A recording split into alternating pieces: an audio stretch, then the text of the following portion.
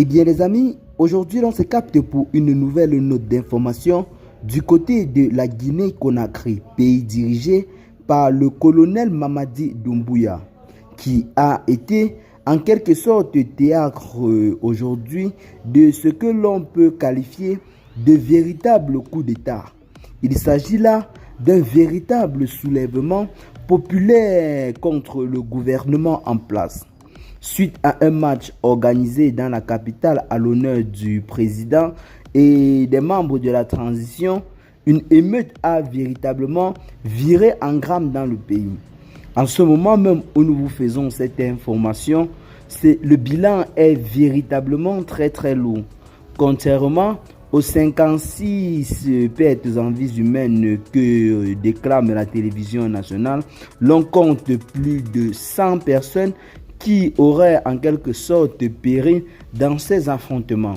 Suite à cela, les populations très furieuses ont incendié la brigade du premier arrondissement du coin, réclamant ainsi des comptes au gouvernement qui est accusé d'être à l'origine de toutes ces émeutes.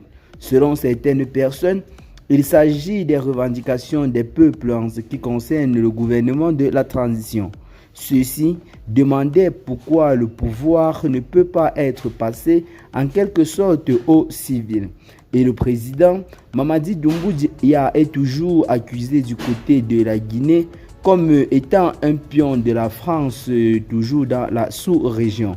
Car depuis le début des hostilités, contrairement au Mali, au Niger et au Burkina Faso, qui ont formé un bloc pour faire face au néocolonialisme, le général Mamadi Doumbouya a décidé de rester dans son coin, ce qui justifie davantage sa place ou alors son rôle de traître dans toute cette histoire.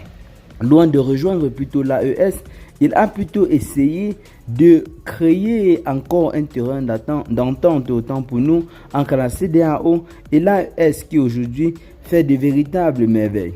Eh bien les amis, en ce moment, les combats ou alors les conflits semblent toujours se poursuivre dans quelques petits artères de la capitale, mais la situation serait revenue au calme grâce à l'intervention des forces de l'ordre.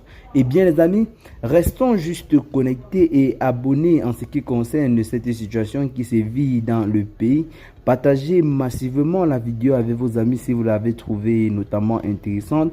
Abonnez-vous à la chaîne par la même occasion. Ce qu'il faut retenir ici, c'est que du côté de la Guinée, l'on a assisté à un véritable affrontement entre les populations et les forces de l'ordre. Les populations qui accusent le gouvernement en place d'avoir en quelque sorte orchestré un massacre dans le pays, comme cela avait été le cas avec l'ancien président guinéen. Qu'est-ce que vous en pensez? Partagez la vidéo vos amis si vous l'avez trouvée intéressante. Abonnez-vous à la chaîne et à très bientôt pour de nouvelles notes d'information. J'espère que cette fois-ci, ça ne sera pas une fois de plus l'affaire d'Addis Camara qui refait surface.